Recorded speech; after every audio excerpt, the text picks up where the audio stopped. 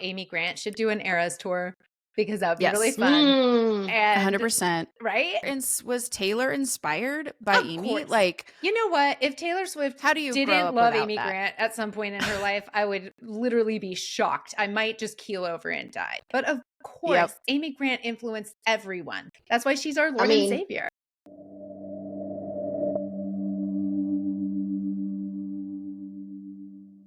Welcome to Holy Ghosting, a podcast about deconstruction and our Lord and Savior, Amy Grant. I'm Lindsay. I'm Meg. I'm Sarai. And today on the pod, we are talking about Amy motherfucking Grant. Woo-hoo! We stand a woke queen. We have stand this queen forever. She is the godmother of Christian music. Is that right? She's the fairy godmother. I would argue that if ex-evangelicals had a mommy and a daddy, it would be David Bazan and Amy Grant. Oh, yes, I'm down with that. Them. Yeah. Right? Like, they are the people who have opened my eyes to, like, it can be a different way. In different ways, they're very different people. They've chosen different paths. Amy is still in the Christian fold, and we will get into that in a moment. But first, hi, it's been a long time. It has been a long time. We're going to talk about Amy, but first, we took a couple months off for summertime fun, and because summer's crazy, and because our children are home, and et cetera, and mental health and all that fun stuff. But it's good to be back, and we wanted to tell you what we've been up to. You guys are like, we have been up to kittens. That's what we've been up to. That's like summer. Literally all. As you can see, I have 10,000 kittens. I mean, if you can see. The pouncing right behind you. What timing. That's precious. That's precious. So yes, I've been a delinquent cat queen in that I have allowed my cats to become pregnant. It's not that I wanted it. It's just that they're sluts. They're huge sluts. These cats, I swear to goddess. My one cat, Hungry, her name is Hungry Home Invader. She went into heat, and the truth is, like, I knew, and I didn't want her to go outside. But she's real horny and did not take no for an answer. And so I did let her go outside, and she came back in pregnant. Like, she went behind the middle school and got herself pregnant. And that's sad. It's sad. But also now look at all these kittens. Anyone need a kitten? I have some for you. Call me. All hers. Those friggin' kitties. I'm in the walls. What have you been up to this summer, Meg? Oh, I've been doing tons of outdoor things, like loving my garden. After the seizure, I wasn't able to tend to my garden last year. And so I had planted it before the seizure, but it just kind of did whatever it did. And I just really wanted to invest in that this year, because that's really investing in me. I find a lot of a spiritual connection when I'm out working in the earth, when my fingernails are dirty and I'm like cultivating something. But I also really turned off the perfectionism that I used to have. It was something that I realized was so deeply ingrained in me from the idea, the concept that to be closer to God is to be more perfect, and to have perfectionism as a spiritual goal, not just something that, was fun. But really, I've realized that's really something that was not even biblical. Like, if God, sent his son and I'm covered and I'm good to go to heaven, like, I don't have to be perfect. He already knows I'm perfect. So where did that perfectionism come from?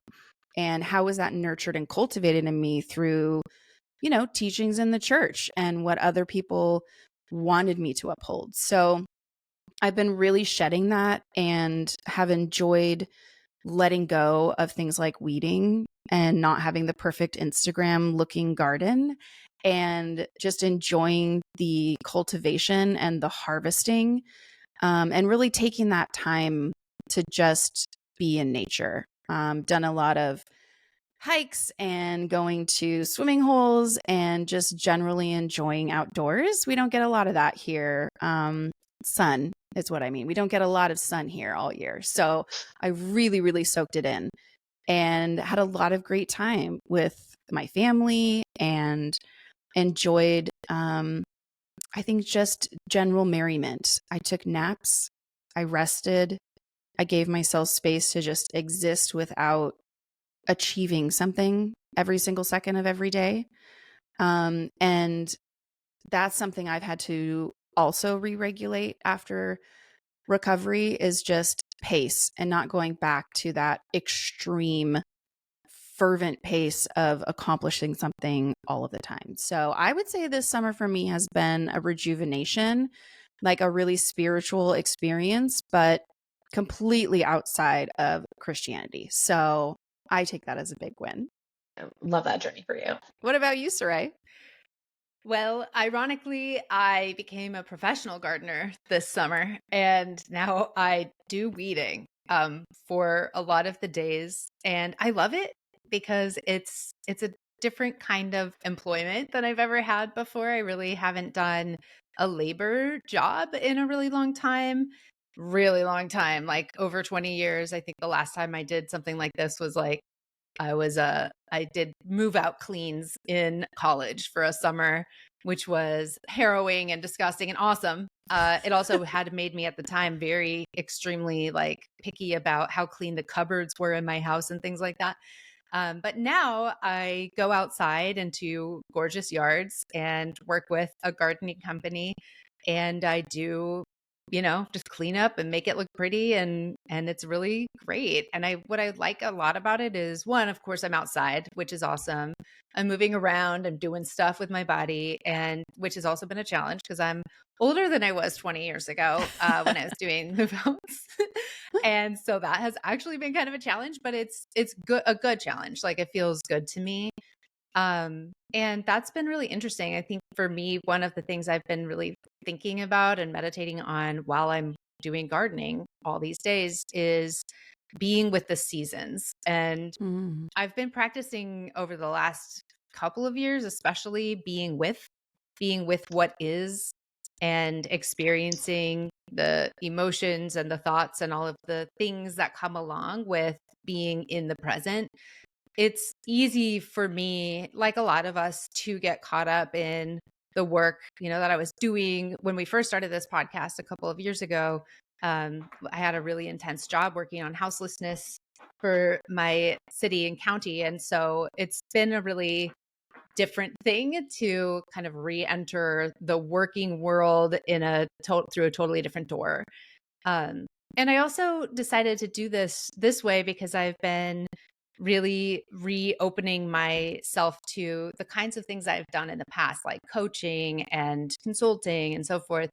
But I've also been reckoning with, like, what does that actually look like and mean now? And so I've recently switched up how I'm doing things. And, the first few episodes that we did, we introduced ourselves with, like, where are we in our deconstruction journey? And I was like, I'm a fucking witch, which is true.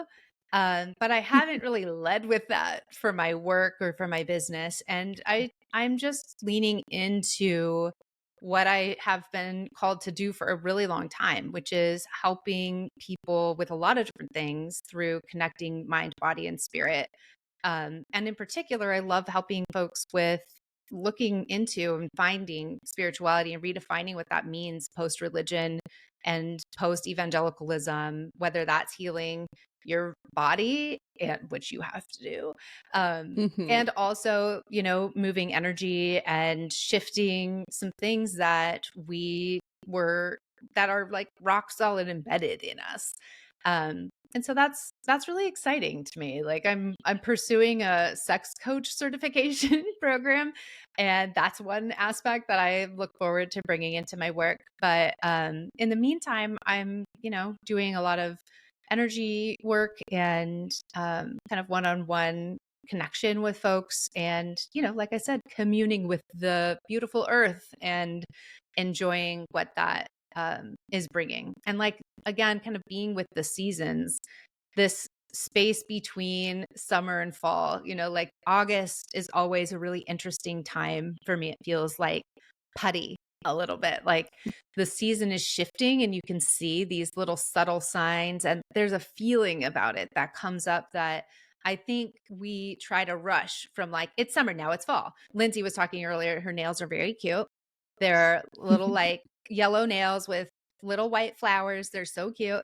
And she was describing how she's not ready for like the leaves and the themes. And as a social media manager, her hands are featured in a lot of social media posts, right? So they need to be on target. But what I like is that you've chosen a transitional nail, you know, for this season of the in-between. And I think the in-betweens are the places where a lot of magic can happen. Like it's a mutable place, and it's a place where, again, we try to skip it because it's a little uncomfortable. Like it just feels like, oh, I'm a little sad about summer ending, but like I'm also leaning into like, oh, yay, it's going to be cooler and it's going to be a little rainier and all that kind of stuff. And so that's sort of where I'm at. I'm just like weaving my way through life and finding new ways to be. And it's interesting and exciting and terrifying. And I've had to learn to trust myself and to trust, I don't know, the universe or whatever it is that I'm trusting, just to be okay. Because the other reality is like my situation is shifting and changing, and next month, finally, my God, I am going to have a court date for the dissolution of a long-term domestic partnership that I have been slogging through ending for, honestly, it'll be the better part of 2 years. I'm clapping silently over here. I didn't want to interrupt you, but like, thank you. Big claps. Yeah. Get it out. Get it done. That'll be a huge relief, and I'll know more about what happens next. But I'm really ready to like be done with that. And also, again, being in this in-between space where I have been over the last couple of years has been, I described it earlier this summer as like lying in state for a few years while I recovered, I guess, from the ravages of the pandemic and of a relationship and all these things that I've been shedding. So that's me, shedding like shit, but also coming back into myself and showing up and being ready to work with other people. It's beautiful. What about you, Lindsay? Lindsay, tell us all about you. Oh my goodness. This summer was like one for the books. It was really good. I don't know if I know how to be not busy. That is sort of a thing that I do. We did not have like the budget to go like big places, but we got really creative and did a lot of fun like Oregon places. And I'm thankful for Friends with Cabins, because let me tell you, that means I get to go on a fun vacation without having money. So I went down to like the Umpqua River. I went to Subtle Lodge for a few days with my fam and like kayaked and hiked and all of those things. Did a beach trip with my fam out to Pacific City, which is one of my favorite places on the planet. We should bleep that out because I don't want everyone to know how perfect Pacific City is all the time. It's like the most magical part of the coast because it's this anomaly. Like it's nice there all the time. It's gorgeous. All the time. Oh, I love it's windy. It's windy. Yeah. Like I mean, it's windy. The coast is going to be windy. Tie your hair back. It's just gorgeous. Wear a beanie. Cover those ears. There's just something about that place and being near water and being at the ocean. It's so healing. And it's just, we saw whales. I saw seals. Like I sat at the Pelican Pub and like talked to this older guy who's like a local there who told me all the lore about like, this bear that lives like near his property. And there's like a cougar.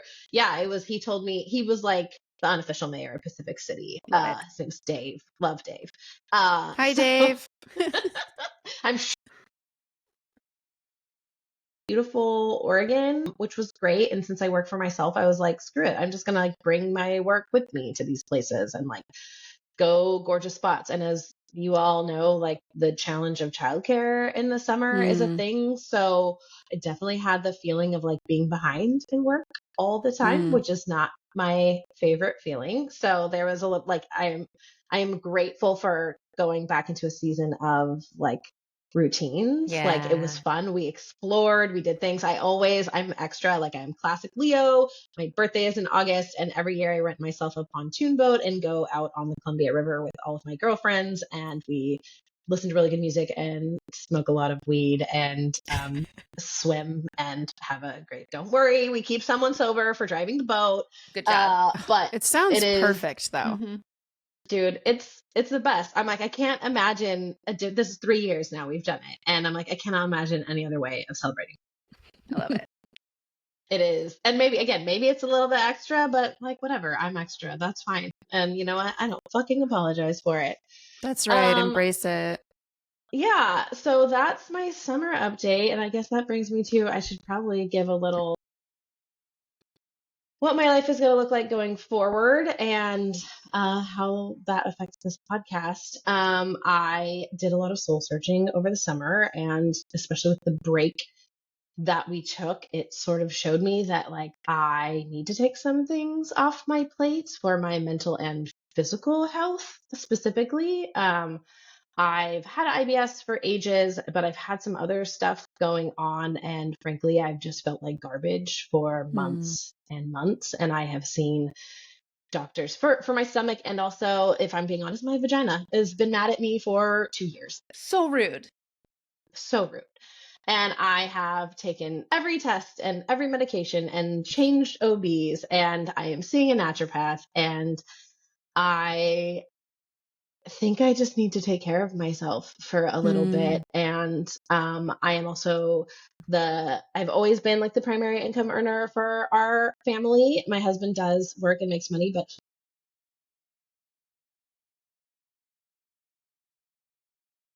for the next couple years, which is a lot. And it will be good, but it doesn't exactly mean that I've got like a restful stretch coming up. So that all to say, I got to take a break, a long break, a permanent break from Holy Ghosting, which is hard to say. And it makes me really sad because I fucking love you, Ghosties, so much. And the community that we've built, and Holy Ghosting isn't going away. It's just me for now. I will come back as best as I can. I'll pop in on episodes. We will still do High Times with the Most High because you know I'm getting high with these bitches and talking about theology that is like, I don't know how to not do that when I'm with them. So Yeah, kind of that a thing. Yeah, that's just like what we do. So it's more just I need the time, the energy to like focus on getting better and like supporting my family through a really intense couple of years and like getting my guts and my vagina to like me again. Yes. Oh.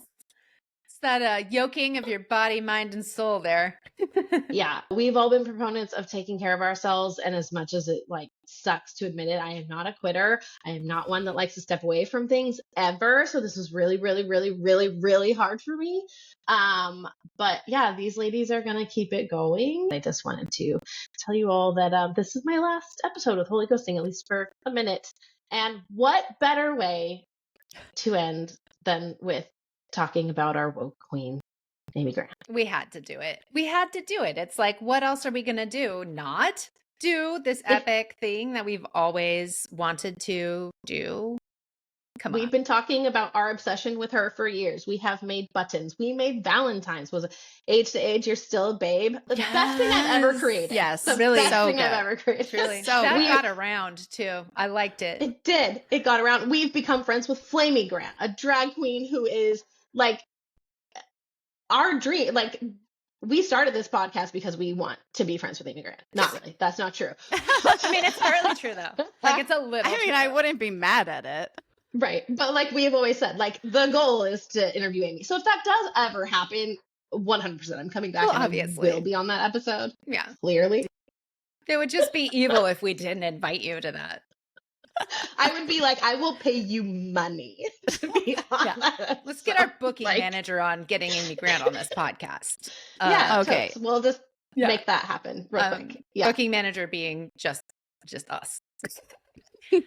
Lindsay, we met because of this podcast, and I'm glad that we've been in each other's lives. And I just have to say, like, I don't know what the right word is. It feels really good and expansive to see you taking this space for yourself and choosing yourself and knowing that what's right for you is what's right for the world And like you're doing something really courageous, and it is hard. And we hate to see you go. And we also like completely celebrate your be true to yourself and what you need, and like rock on. And of course, we'll still, like we said, we'll pepper you in because we love to have you. And yeah, you're awesome. Thank you. Don't make me cry. Oh, I was like, I'm going to cry at the end. I can't I'm not a cry right now. crier. I'm not a crier, she says as she wipes tears away. Can I say one more thing? please. Of course. I can do whatever I want. It's my last episode. You rule it. I did want to say the other thing about this summer, and I just want to do like a little humble brag. The Meg and Sarai already know this, but one thing that I have been working on, and it's funny, like Sarai was saying, we used to do those little intros. I am still senior warden at my Episcopal church in Portland, Oregon. My term will be up in January. I've been senior warden for 3 years, so I'll get a little break then as well, which any breaks I can take right now will be great. Yeah. But I still love my little Episcopal church. My priest is like someone I adore and respect. And we have been working really hard to fund a food pantry building. We've been doing a build out of it. And we started the food pantry in the pandemic because we weren't using the church building. We filled the pews with food. And we realized quickly that we had outgrown it and that the need in our neighborhood was not going away. And so yesterday we celebrated the grand opening of the Woodstock Food Pantry, and it ended up being like a $300,000 structure that we had built. I mean, part of that is because fucking construction costs too much. It's not an ornate, it is a small building to house food for people. But and like the news came out and we did a ribbon cutting ceremony, and we raised all of the money through grants and through individual donations. We raised $300,000 to cover it, and I cannot fucking believe it. And it felt like such a culmination of like the things that I care about, and like just working in community with people. Like we all like had this common goal, and there's no food pantries in our neighborhood. Food insecurity, I mean, the need it grew by 102% in the last year. The amount of food, I think we hit a record like 3 weekends ago. We served 450 people food, and this was just like a dream, like just let's do this during COVID and see how it goes. And so it's been wild too. And I've never worked with architects and contractors and blah, blah, blah and all that before. And so it's been a huge learning curve, but I'm just really, really, really proud. And I just wanted to share that. It feels like a huge thing. And it feels, again, this weird, like the seasons changing, right? Like my energy has been going towards that. And now it's done. I was talking to my priest, like it's open, like we did it. Like yesterday was the day, the culmination of all these efforts. And like, now I can just like breathe a little bit. And so you have made such an impact. I mean, not only in your local community, but also through the work that you've done with Holy Ghosting. And I know that that positive impact is going to ripple. There's going to be a ripple effect. And your service to your community through this podcast, your service through being the senior warden, I'm just so proud of you. And I hope everyone is celebrating with you right now, like we are. And oh shit, we're going to really miss having you here, because your impact has been strong. And you're not dying. So you're still, I'm not. You're still our Jesus. friend, and you're still around, and we'll still see you. But yeah, this is a bit of an end of an era for you. And like you were talking about, your ability to see your needs for yourself, for your family, for your body, like your health, your emotional well-being, like those are all things that we have talked so much about on this podcast, and that we have championed for others, for our listeners. And I'm just so proud of you for doing this for yourself. Like we're 100% got your back. Thank you. Anytime you want to come back on the mic, you know where we are. Yeah. And it's like hard for me. I'm not a person that says that. No, I'm not a person that says I can't do something, like it's it's a struggle for me. I want to be able to do it all. I want to be there for everyone. I want to like fucking conquer the world. But like my body is saying like, no, you can't do that right now. Not today. Yeah. Not today. Yeah.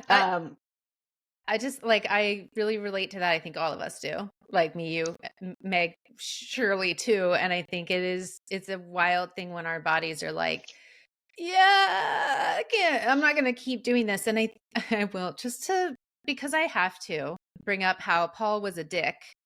The whole idea of like, we have to overcome our bodies. It's mind over matter. It's dualism. Our minds, our will, our like suffering will overcome the needs of the body. And that is true until we ruin our bodies. And the reality is like, we actually live in these flesh and bone, whatever people want to call them, meat suits. I don't know. It's just, we are human and we are animals and we are more than that. And we also get to listen to the cues our body is giving us. And when you do that, like, I don't think my body's ever lied to me about anything. And what we learn to do when we give ourselves a little more space is like, have that, like you were saying this summer, having a little of that space between helped you really notice it. And also to come to that point of like, I'm sick of being fucking sick all the time and feeling like shit. Like, you don't have to do that. And I think it's wonderful that you've found the right kind of help to support you on that. And yay. Yes. Yay. Yes. Yeah. That was long and I expected to be emotional today, but damn it, here we go. I think it's time for Meg to lead us on into the conversation about Amy Grant. Okay, let's have a goal this entire episode. The more Amy Grant, either lyrics or song titles that you can work into this, you get points. Okay, it's going to be amazing. I'm taken with this notion. I can't even. Oh my gosh. Well, y'all, the world was blessed November 25th, 1960, when Amy Lee Grant was born in Augusta, Georgia. And then 6 months later, her parents took her and her 3 older sisters and moved to Nashville, where she's still a resident with her husband now, Vince Gill. They do a ton of philanthropy and work within the Nashville community, and they are known. The best thing I think about Amy is that when she did her transition out of contemporary Christian music, the CCM world, she continued in music and crossed over into pop, which we'll absolutely get into with her Heart in Motion album. But before we do that, I would just like to give a little bit of accolades to her amazing career. She was the first artist in Christian music to have a platinum record. Whoa. A platinum record, y'all, takes a lot, like a lot. Her first album she released in 1978 when she was just a wee lass, just a young, sweet, innocent babe. She's a teenager, right? Yes. Yeah. That was 18.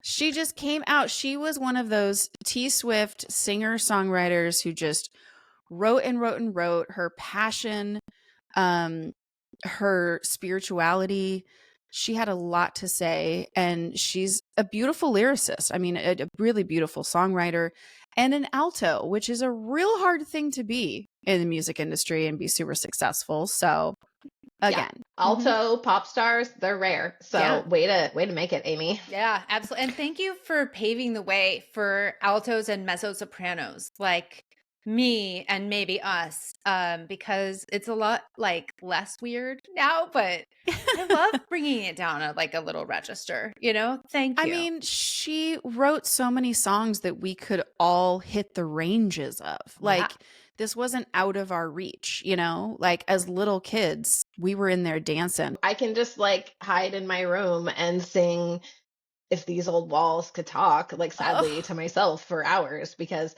I was really emo about that song. It's a really good song. It really makes you think.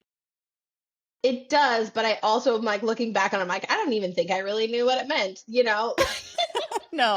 Yeah.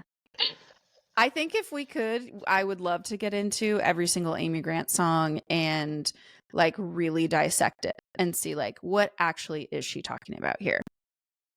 Yeah, like Fat Baby. Like we've done that a little bit. Oh God. With the biggest King James Fat you've ever Baby. seen. Yeah. That is the worst Amy Grant song. Like she does not have very many like sins in my book as far as like musical sins. But Fat Baby, if you don't know, this is all about a man who's like not been a man for the Lord. He's a fat baby. So I know a man, maybe you know him too. You can never tell. He might even be you. He knelt at the altar and that was the end. He's saved and that's all that matters to him. His spiritual tummy, it can't take too much. Oh no, he has spiritual IBS. Maybe he needs to go on a spiritual SIBO diet. He really does. One day a week, he gets a spiritual lunch. On Sunday, he puts on a spiritual best and gives his language a spiritual rest. He's just a fat, this is what the lyrics say. He's just a fat little baby. Wah, wah, wah. He wants his bottle and he don't mean maybe. He sampled solid foods once or twice, but he his eyes. Ew. But then, Doctrine. the best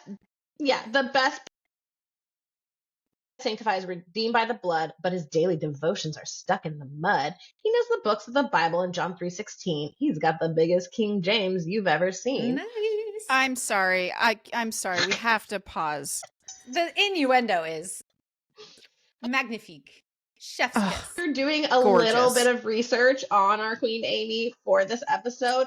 I am convinced that she was purposeful in this. I think she's always had a little bit of like, she's like been a little sexy and she knows it. Oh, and I think that this was purposeful. So great. I don't love her scatting fat a lot in the song. It's a little fat phobic. But it was like the 70s, right? Is this from the 70s, 80s? This is the 80s, yeah. Yeah. I mean, in the 80s, everything was Brown fat-free. Bannister involved in this one? Great question. I don't know. Who was it? Yeah. You know what? Even the wokest queen has a misstep here and there. And let's just go ahead and say I can fully 2 thumbs down on Fat Baby. But that's fine. That's the only one. I got it out of the way. I was doing much more cringe stuff in my Christian teenage years. Yeah. I mean, fair. That's fair. Yep. Yeah. I mean, yes, if I look absolutely. at lyrics I wrote, then same. It's horrible. It makes me so devastated. Look at so that. if this is your worst offense, Amy, then great job. You've actually lived a wonderful life. But you know what? Also, good for her. She was a cheeky little one when she sang that song. The live version, gorgeous. It's so hilarious. Please go check it out. I just can't. Feels like someone's gonna need to make a TikTok about that. Just saying. Mm-hmm. This queen walks around. Tons of those Dove music. Oh yeah. You know, Countless. whatever's. The Christian Yes. Grammys. We have to have our own of everything. Dove. That's 100%. right. Yeah.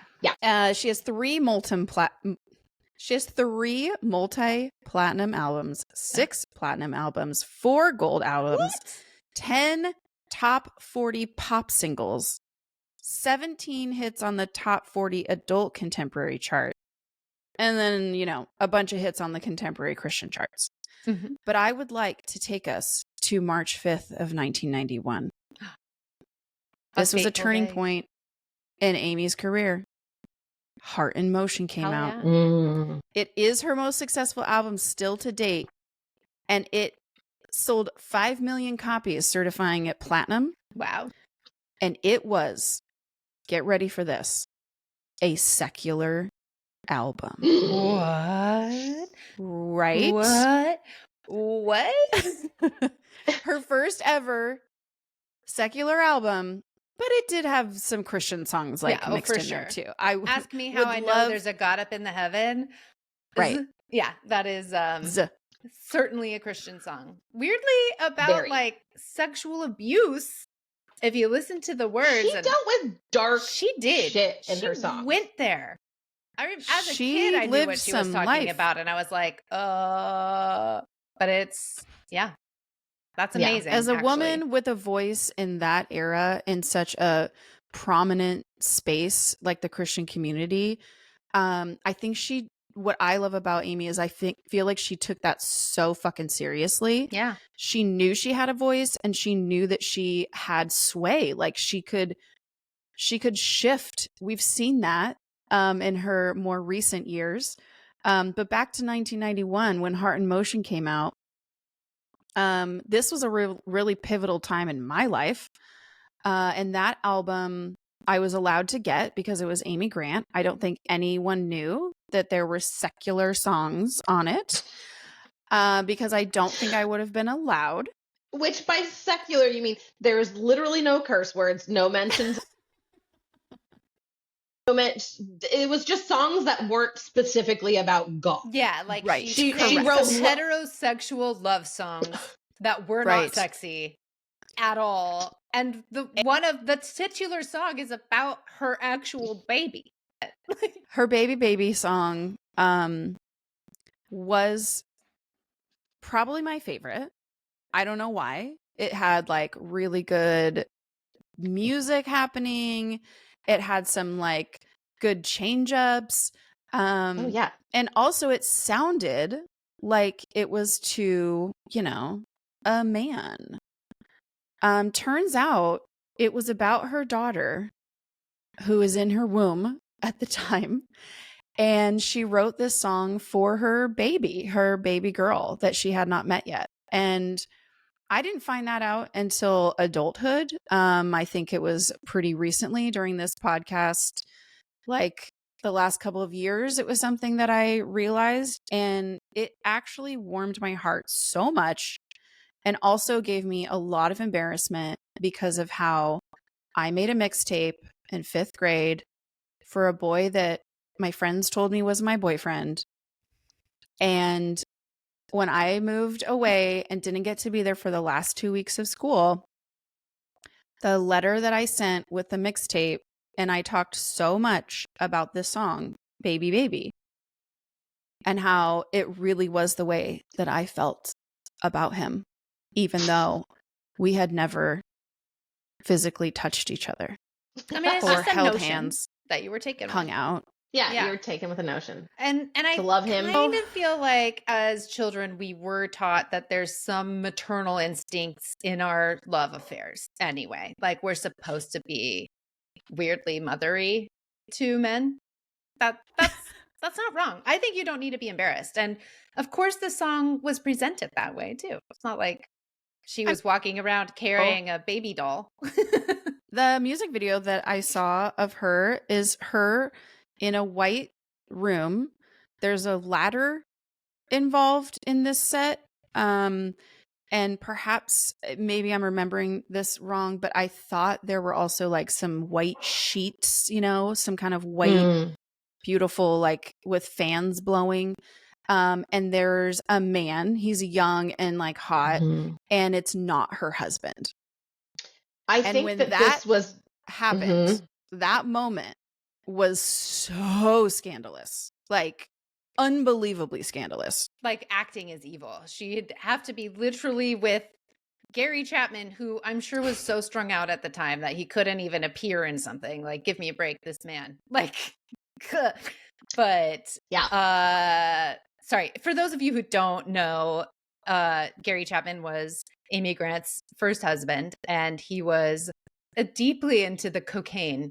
And so, interestingly, she was still villainized for not including him in her videos, which is so weird, but also getting divorced. That was also a huge scandal. So, you know what? The biggest Thanks scandal of my childhood. Still doing it, though, because as we all know, God hates divorce, but I love it. And I hope Amy Grant loves it, too. I think she does. I think so, too. I think she's team pro-divorce. Yeah. Yep. Yeah, that's so interesting. My favorite song on that album to this day, and honestly, like I'll put it in any mix. It stands up. This song will never stop being a perfect bop. You Could Be So Good for Me. Ooh, yes. The other day, Lindsay sent a picture of her at Pacific City, right? With you and Nick. Yeah. And I really enjoyed it because it did definitely bring that song to mind. You like your Yeah. hands splashing in the ocean, but I like my Well, feet on the sand.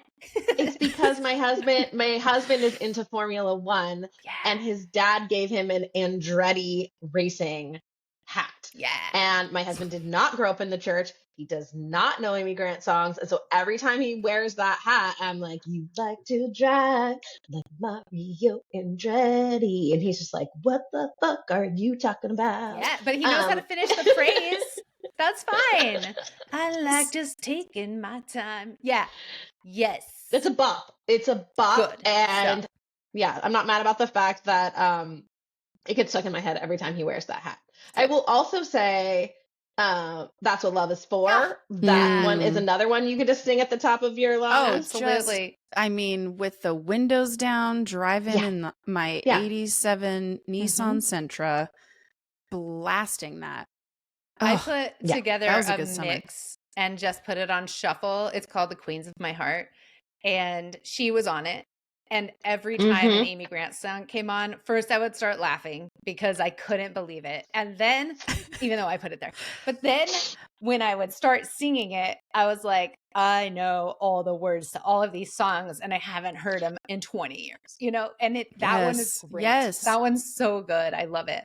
Can I ask right now, like Nerf gun to your head, what is your, like, you can pick one. You can only listen to one Amy Grant song for the rest of time. Like, it's your desert island Amy Grant song. What is it? What's the one? Ooh, that's hard. That is I mean, hard. Breath of Heaven is It's so seasonal. I wasn't just even thinking Christmas songs, damn it. Yeah. Ugh. See, I you mean, gotta, it's a you put Christmas songs in, and then we got a whole dilemma. Because you know I'm like a Tender Tennessee Christmas girl through and Yes. through. I do know that. It's not Christmas until that song is that's right. playing. Mhm. Oh, God damn it. But I'm a Lead Me On girl. That Oh, song that's great. like was pivotal to me in a weird way. Like I had a hyperfixation on the Holocaust when I was young because I was a fucking homeschool horse kid. Yeah. Okay, like what else? You were given can I the do? Give her a diary of break. Anne Frank, and your parents are like, "Go knock yourself out, kid." Well, and more specifically, I was that, but it was more the Corey Ten Boom of it all. Oh my God, I was Ooh. obsessed with Corey Ten Boom. Yes. Of course.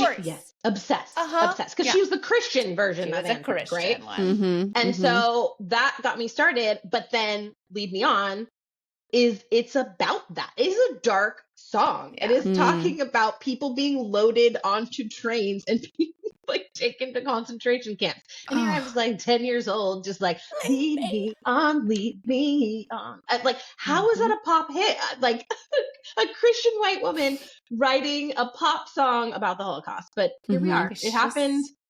It's I love just that her song. way. The nostalgia. I wish I could have holds. sat in the studio when that album was being discussed because what? But it's Yeah. a good The studio song. execs were like, yeah, okay. I mean, everyone, sure, okay. I want to just throw out there that the album cover for Lead Me On is also my favorite Amy Grant look. The little like white cheetah looking jacket that she's wearing is classic, timeless, perfect. Although I always did want the dress from the cover of Heart in Motion as well. Of course. The like red velvet number. Mhm. Oh, Yeah. the velvet It's a good look with too. that like heart pendant, right? There was like some sort of gold necklace that she's like holding or whatever. Yeah, and she's clearly in motion, Beautiful. which you love, of course. It's great. My song this is a deep cut, and this is an oldie, but a goodie. When I was a child, my dad had like every possible way to play music available. A reel-to-reel was one of them, and an 8-track player, which he gave me, and it was in my bedroom as a child. And I had Amy Grant 8-tracks, and the 8-track I listened to all the time was like a live album from way back. And there's a song called All I Ever Have to Be. And it's like, as a child raised with religious OCD as like my medicine and the need to be perfect and to do all the things and to be all the things and to whatever, this song shifted something for me. Like it was like, Amy Grant said this, so it's okay. And the gist of the song is, all I have to be, all I ever have to be is what you made me. And there's still some religious guilt in it and stuff, because that's, it's Christian music. What are you going to do? Not have that? It's ridiculous. Of course, you're going to still have something about how you're so bad. But the whole message of the song is like relaxing into faith, I think. And like relaxing into the fact that, God would bring you the things. Like all I ever have to do is what I find is in there. It's just like it freed me in some ways. And so I still have a great appreciation for it. And it's a really beautiful song. So I think I'd pick All I Ever Have to Be from whatever live album that was that I had on 8-track. That's a deep cut. I know. Wow. An 8-track deep cut. It was fucking rad. If we're having a contest for who's the best Amy Grant fan, I'm going to make myself an Amy Grant tiara and I'm going to wear it all the time. Every damn day. People will be like, what the hell is that tiara about? And I'm like, it says Amy Grant on it. Like, I win. I'm the best fan. Thank you. Obviously. Thank you. I really did want that.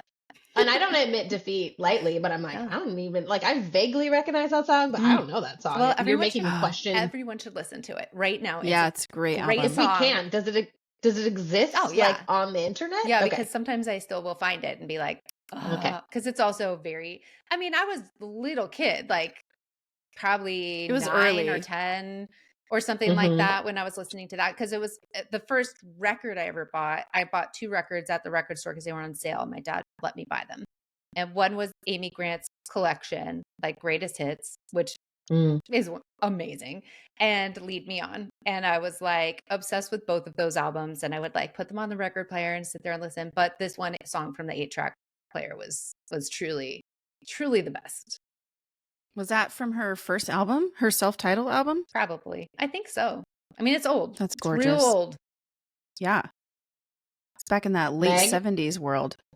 Meg, what's yours? Look, I said Breath of Heaven early. I don't know if I would like put it on repeat. This is actually really tough for me because as everyone is talking about Amy Grant songs, it's like every single one keeps popping in my head, like, oh, but I also love this one. Oh, but I also love that one. So I don't know. I like some of the old, I really loved some of the old, like very Christian, like heart-wrenching songs. But I think when Heart in Motion came out, her shift kind of helped shift me. I also was moving away from like where I had grown up and was going to a new town. And so Good For Me and Every Heartbeat, like those songs, You Are Not Alone, it just, I don't know, gave me some sense of normalcy. Like she traveled with me and was somebody that her music really, I don't know, it was like a soothing to my soul kind of a thing. She was just always so comforting. And so when she did this like crossover pop album, I think it almost was like the first crack of giving me permission. I think that's what Amy gave to me as like an 11, 12-year-old during that transition time, was like, you get to kind of find yourself in different phases, like in different eras. And she didn't talk about it like that. She just was writing like she always wrote, from her heart, from her experience, from what she was living, what she was enduring, what she was seeing in the world. And she wasn't afraid to talk about it in song. And it made me really happy when she came out in support of her queer family members. And like, it was like a holding the breath moment when everyone started talking about it in the Christian world of like, oh, her niece is gay and like, what terrible news for the family or something. And she really came out and just was like, what? No, I love this person. Like, there's somebody in my life who I support through everything. And actually, she kind of was like, I don't really see a problem with it. Like, try to convince me. And she was never convinced. She's like, this is love. This is what love is. That's what love is for. All the things you're saying makes me think more about Taylor Swift and how Amy Grant should do an Eras tour, because that would be really fun. And 100%. Right? And was Taylor inspired by Amy? Course. You know what? If Taylor Swift didn't love Amy Grant at some point in her life, I would I might just keel over and die. But of course, Amy Grant influenced everyone. That's why she's our Lord and Savior. I don't think that you're wrong. Hard agree. I was watching the VMAs last night and friggin' Katy Perry performed. Boo. Why is she still here? Okay. Wait, did she perform her woman song?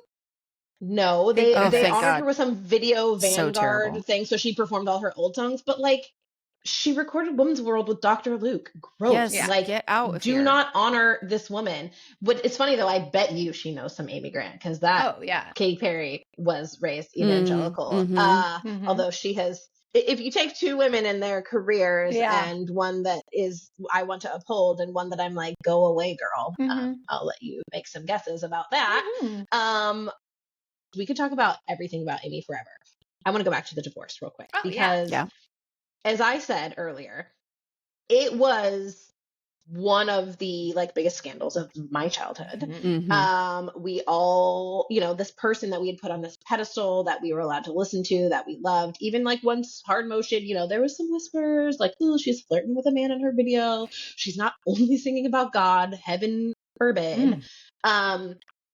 But yeah, the divorce. And I think it was so weird because it wasn't until so much later, like many, many, many, many years later, that most of us realized that her ex, Gary Chapman, was an addict. People thought she married Vince Gill too quickly. They had been friends. They had done duet. Yeah, she might have cheated with Vince Gill. Also, Gary Chapman cheated. So there's that. He also cheated on Amy. He was very jealous. He would like demand, I was reading that he used to like he would open for her or play in the middle of her set because he always felt jealous of her and wanted like his music to be, as successful, and his albums like flopped. And so like one time apparently he was like maybe drunk in the middle, like in his set, and he like left in the middle because people were like booing him and he's like, you're just jealous, I'm married to Amy. Like he was a salty. Gross. Yeah, he was true. That's true. Like I think everyone was jealous that he was married to Amy because we all love her. Yeah. I would like to be married to Amy. And although she would probably not like that because she's not queer, but she supports the queers. She isn't. That's fine. The Lord forgot her gay awakening. Hat tip, Sabrina. Yes, I know we're all a little bit queer. It's in there somewhere. And when I was reading last night, like she originally asked Gary for a divorce, and I think it was 1994. Their divorce was not finalized until 1999. They were. Wow. Yeah. And it was because and she tried counseling. It just sounds like there were so many hoops that she jumped through to like try to make it work, but they were deeply unhappy and they were basically separated and living. And then he just turned into this whole victim story. Like, I wanted to stay married and she did, she was the slut. She left. She went and married somebody else. But then they just kept it under wraps about how horrible of a person he was and just made her out to be this. Wow. Like divorcing your toxic ex is like such a bad thing. Anyways, it pisses me off. I love that Christians adhere to the Jimmy Buffett doctrine of it's always the woman's fault. Yes, like always. Literally, she could have been horribly abused, whatever the fuck, for all this time, and she still would have been the one that took the brunt of the blame because she's a lady and she decided to leave her husband, and that's just not allowed, and you're supposed to never do that because then forever after that you're just committing adultery, so she's an adulteress. Fuck that. Like, who cares? And a divorced I'm woman, really glad she gets to carry that villain era there. Yes. I think that is so weird. It is like the whole thing about it is so gross. And if you all like weren't there, if you weren't paying attention, if you didn't know, like Christian bookstores pulled her CDs off shelves. She was being boycotted. People were burning her CDs. Blacklisted. Absolutely. I'm not being hyperbolic when I'm saying this. We're not exaggerating this. People were big mad that she got a divorce. Yes. That was it. That was the only thing that she did wrong or did wrong in heavy quotes, because I don't think it was wrong. But at the time, everyone thought that it was. Yeah. Yeah, she really took, I think, almost the brunt for all women who got divorced. Sure. Everyone was able to kind of just be like, oh, look, we can crucify you now. Like, we have a reason. Like, you lived this perfect, beautiful life of service, and very godly, but this one thing just completely ruins all of that, and you're dead to me now. What I appreciated was that she did have a crossover career at that point, that she had kind of found new fans and kind of became more of a known name, just like globally. And I think that was maybe one of the only reasons that she was kind of able to survive. I mean, that, and also Vince, who, as you mentioned, was like a good friend, and they had done duets and collab stuff together, and he really cared for her as a human being. And was probably a safe person for her, you know? When you hear them talk about each other and their relationship and their marriage, like I'm so happy for her that she was able to find that freedom. Like, I take that inspiration, and that she found someone who really loved her for who she is. And that she was able to have this like stable life when she had her traumatic bicycle accident. That was in 2022. And for those who don't know, she was just out on a bike ride. Her tire went into like a deep pothole. She flew over the handlebars. She had a concussion, was unconscious, had a traumatic brain injury. And she talks about that in a really beautiful way too. Another inspiring way of her going, look, this thing happened to me. It changed my life. It changed who I was fundamentally. But it also gave her like a new perspective on what she wanted the rest of her life to look like and to be. And she took the time to recover. She took the time to listen to what her body needed, to care for herself. And she had a loving, supporting husband and family around her, which she would not have had if she had stayed. And just stayed for the Christians to not be angry. For 30 more years. I think it is really interesting, like looking back on her, you know, transition, her crossover stardom, her getting divorced. And from what I understand and like reading about her, like she has a pretty big like queer fan base. Yes. And which is so interesting for a person who's like not still very Christian, clearly seems to be an affirming Christian. And I knew, like, we have, you know, we've done our research. When we say like we stand a woke queen, it's because Amy's a fucking ally, right? Yes. Like, she hosted her niece's gay wedding, and when Franklin Graham got all mad about it, she was like, whatever, like, love is love, I don't care. Well, I found out she did an interview in 2013, and that was like it was her first like LGBTQ plus. She was like interviewed by like a gay man, and like came out with her stance. She wasn't like really explicit as she is now, but like I still think for someone in her position who's not, she's not into ruffling feathers. She's not like, she's not like me. She doesn't just be like, fuck it. Like, you know, she's not out here like trashing Donald Trump on her social media. That's not Amy's style. That's fine. We can't all, you know, be shitsters. But I found this quote from her from this interview in 2013. And I think that this just says so much. I think she has always been beyond her time. And maybe the fact that she felt the freedom to leave a toxic marriage, maybe that has given some people strength to leave compulsive like heterosexuality. Like maybe that it's showing people that like there is not one way to be a human or to be a Christian, right? So she said in this interview in 2013, she said, I know that the religious community has not been very welcoming, but I just want to stress that the journey of faith brings us into community, but it's really about one relationship, she said at the time. The journey of faith is just being willing and open to have a relationship with God, and everybody is welcome. Everybody. And like, I think she truly means it. She's not one of those churches that's just like, oh, they're welcome, but then you actually have to jump through 8 million hoops and nobody's welcome and you're all going to hell. And you just never can have sex ever or be in love ever or whatever. Yeah. And I think as a person who has been shunned and pushed out of evangelicalism, I think that she gets it on a certain level, and she was not welcome, right? And I think that is, granted, I don't know her. I know that we shouldn't like put people on pedestals, like kill your idols, like celebrities suck. That is true. But from what I can tell, I have just appreciated like seeing her growth, as all of our other like evangelical heroes, the Michael W. Smiths, the fucking DC Talk boys, I mean specific, you know, like not you, Kevin. Kevin's all right. Not you're you, fine, Kevin. You're cool. Okay. Yeah, Kevin's cool. Kevin's good. The other two fucking Trumpy, especially. Oh my God. Come on, Michael. It's so rude. Michael Tate, stop it. Just stop it. Just stop it. Just stop it. Jesus Christ. Go begs you to take stop it. a page out of Amy's book, okay? Yeah. Please. Just don't steal it. Ask for it. just copy it. Yeah. Like, it's fine.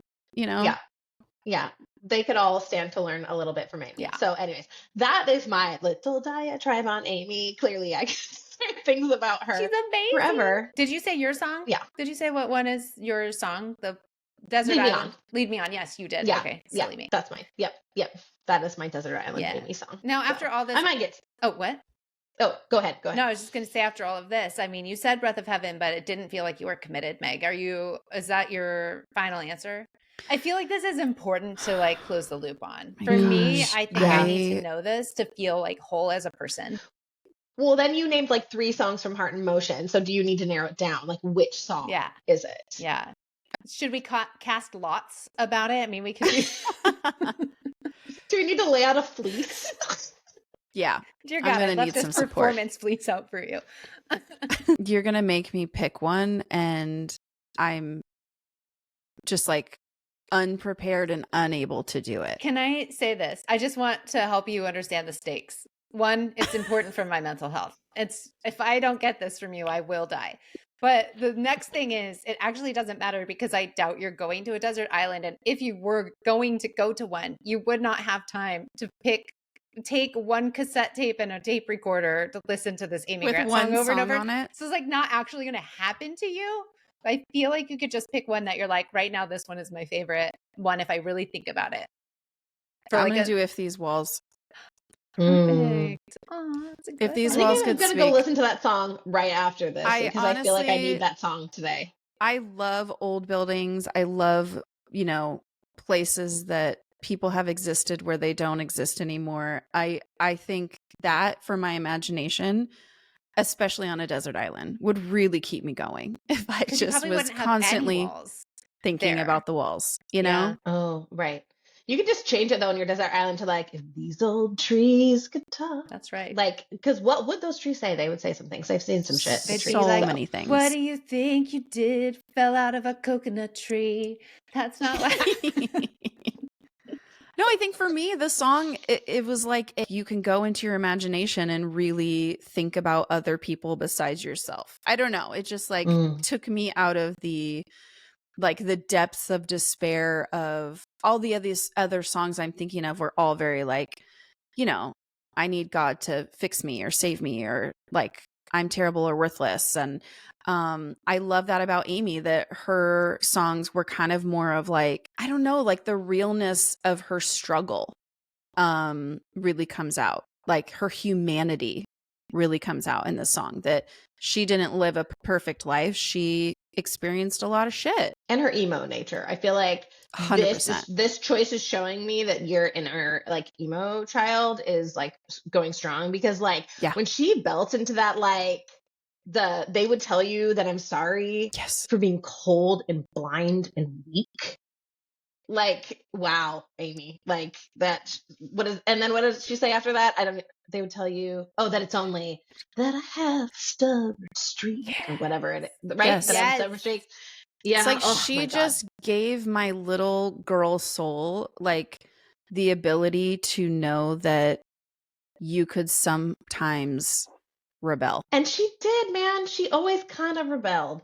And we've talked a lot on this podcast about how sometimes I think that what has like saved me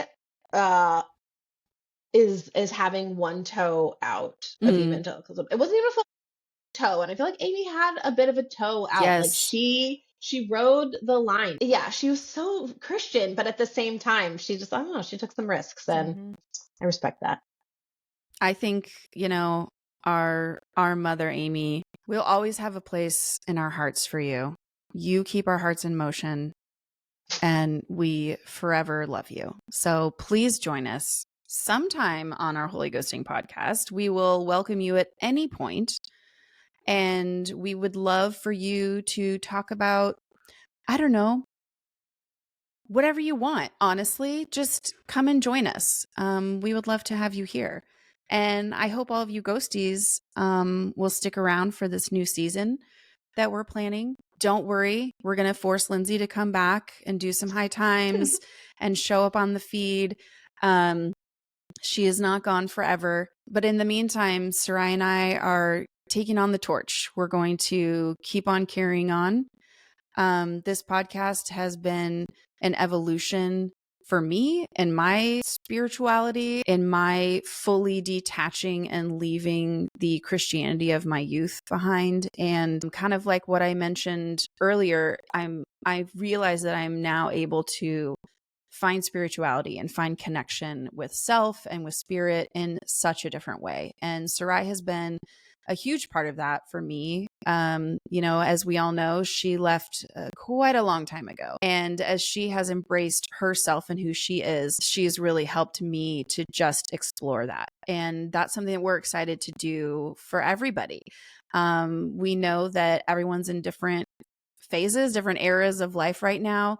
Wherever you are in your spirituality, there are always places to evolve. And I think those evolutions, those changes within us are something that feed us in a way that, for me at least, I never could find or satiate in church. And I'm just thrilled that we get to keep this going. And I think we have Amy Grant to thank for all of that. And I appreciate your prayer to Amy about the podcast. And I'm looking forward to what comes up next. And I think we're all along for whatever the rides are. So yeah. And thank you again, Lindsay, for putting so much of yourself and your time and your effort and energy and like care and passion into this podcast and the social media's empire you've built upon TikTok's back. I do love the social medias. And I will say, you guys feel free, if you're not already, like, find me on social media. I'm just Lindsay Stranigan on Instagram and on TikTok. I want to do a little bit more on my personal TikTok. I did recently share a trauma candy salad. Which for my was birthday very amazing. worth watching. You should do it. Go find her, please. Yeah. Turns out we've all been through some trauma. What mine has to do with, a spoiler alert, a youth pastor of mine murdering my rabbit in high school. So, but there's a lot more in there. Y'all go to the Harvest Party episode because you'll hear it there for the first time. And it's a great horrifying, but it's Halloween. So that's what that's for. It's funny. On my personal social media, I talk about food, politics. I am chronicling my like SIBO journey right now, my like what I'm eating and what I can't eat. If that interests you, whatever. If it doesn't, that's fine. But I love you all. And I think the hardest thing for me and all of this is that the listeners, like the community, you ghosties, are amazing. And you've shown me that, like, none of us are alone. Like, we grew up in the trenches of evangelicalism, and coming out of that, we all have come out of it in really different ways, but it all fucked us up, and we all have religious trauma. And it's so nice to know that we're not alone.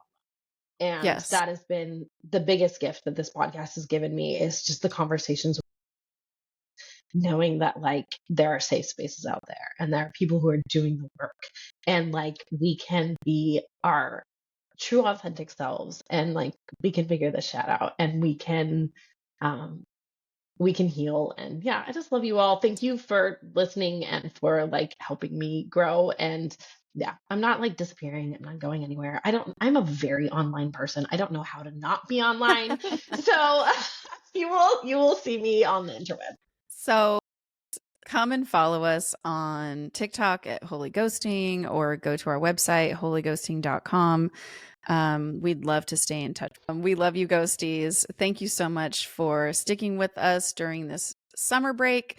We have some great episodes coming out for you this fall and through the winter that we're really excited about. So stay tuned, and we'll see you next time, ghosties. Bye. Bye.